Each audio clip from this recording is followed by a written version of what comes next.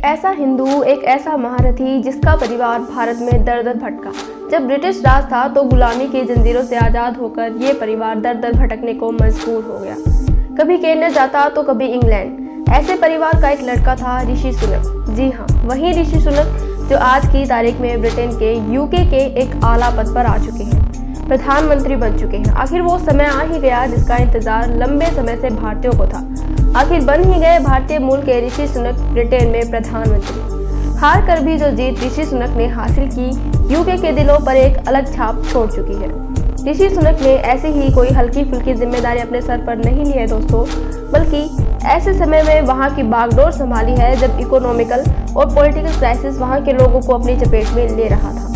एक वो अंग्रेज थे जब उन्होंने भारतीयों को ऐसे समय में हथियार लिया था जब भारत अपने शौहरत के लिए जाना जाता था और अंग्रेज उसे नंगा करके भाग गए थे। और आज भारतीय मूल के एक ऐसे व्यक्ति ने उनको मंदी से उभारने की जिम्मेदारी ली है जब अंग्रेज डूबने वाली इकोनॉमी बनने जा रही है। आखिर कैसे पहुंचे ऋषि सुनक इस ऊंचाई पर?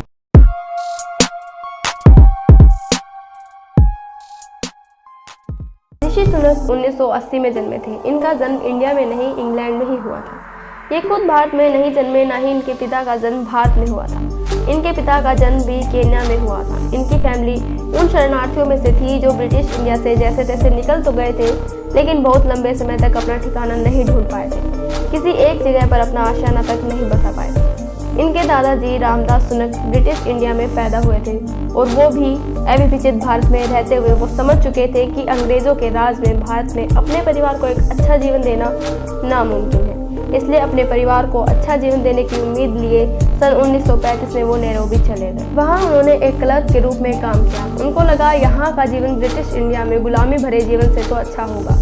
तो सन 1937 में उनकी पत्नी सुहाग रानी भी उनके साथ आ गई। उन्होंने यहीं बसने का निर्णय लिया। फिर सन 1960 के दशक में उन्होंने ऋषि के दादाजी पूर्वी अफ्रीका से यूके चले गए और वहीं बस गए। ऋषि सुनक के नाना जी भी भारत के लुधियाना में जन्मे थे, पर वो ईस्ट अफ्रीका के तंजानिया में काम करते थे। ऋषि अपनी नानी के बारे में बताते हैं कि उन्होंने शादी के गहने बेचकर तंजानिया से ब्रिटेन जाने के लिए टिकट खरीदा था। तो ये जर्नी इतनी आसान भी नहीं थी, इस उम्मीद में कि वहाँ एक अच्छा जीवन मिलेगा, बच्चों को अच्छी एजुकेशन मिलेगी। जेवर बेचकर जो पैसे आए उनसे टिकट तो खरीद लिया, लेकिन ये टिकट बस उन्हें ही ब्रिटेन पहुँचा पाई। उनके पति और उनके बच्चे साथ नहीं जा सके। आपको बता दें, वहाँ ब्रिटेन में उनकी नानी ने एक बुक कीपर की नौकरी की।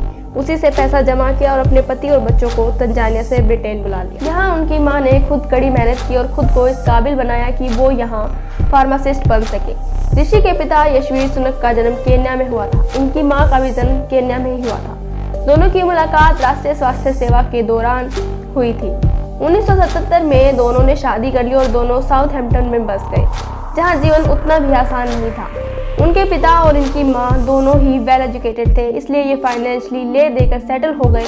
मगर यूके में अपने बच्चों को शिक्षा दिलवाना बहुत महंगा था दोस्तों।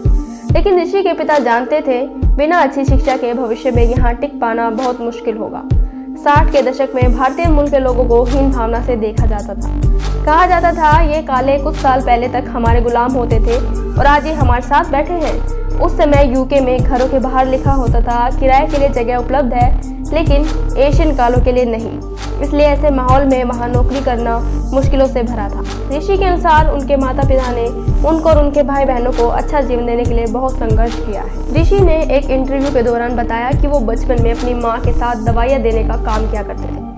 फाइनेंशियली स्टेबल होने का मतलब एक आसान जीवन बिल्कुल नहीं है दोस्तों।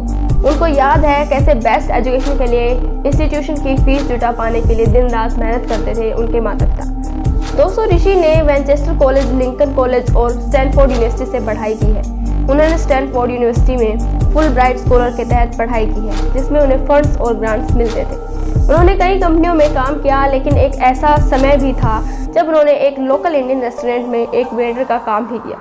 ऋषि 2015 में आम चुनाव में सांसद बने थे और गीता पर हाथ रखकर शपथ ली थी, जिससे वो खूब चर्चा में रहे। उन्होंने हमेशा ये कहा कि वो यूके के नागरिक हैं, उन्होंने अपने देश से बहुत प्यार है, मगर उनके दादाजी हिंदू थे, वो अपने हिंदू धर्म और संस्कृति पर गर्व करते हैं। इन्हें 2015 और 2017 में पर्यावरण, खाद्य और ग्रामीण मामलों की समिति का सदस्य बना गया। 2020 में महामारी के चलते ब्रिटेन में लॉकडाउन लगने के बाद सुनक ने नौकरी बचाने और कारोबारों को बचाने के लिए राहत भरे उपाय किए थे। इनकी समाज सेवा गतिविधियों ने जनता को बहुत प्रभावित किया था और ये बहुत सुर्खियों में रहते थे। उसके बाद कंजर्वेटिव पार्टी में उनकी लोकप्रियता बढ़ती चली गई और 2022 में प्रधानमंत्री के उम्मीदवार बन गए। दोस्तों, ऋषि सुनक 5 सितंबर को लिजर ट्रस्ट से प्रधानमंत्री बनने की दौड़ में हार गए थे, मगर शायद उस दौड़ का भी अंत नहीं हुआ था। ब्रिटिश प्रधानमंत्री ने 14 अक्टूबर को चांसलर पद से क्वासी क्वातेन को बर्खास्त कर दिया था, जिसकी वजह थी ब्रिटिश इकोनॉमी में बढ़ती उथल-पुथल, शेयर बाजार में घबराहट का माहौल। 20 अक्टूबर को लिजर ट्रस्ट ने बगावत का सामना किया। अपने प्रधानमंत्री बनने के 6 हफ्ते बाद ही उन्होंने अपने पद से इस्तीफा दे दिया।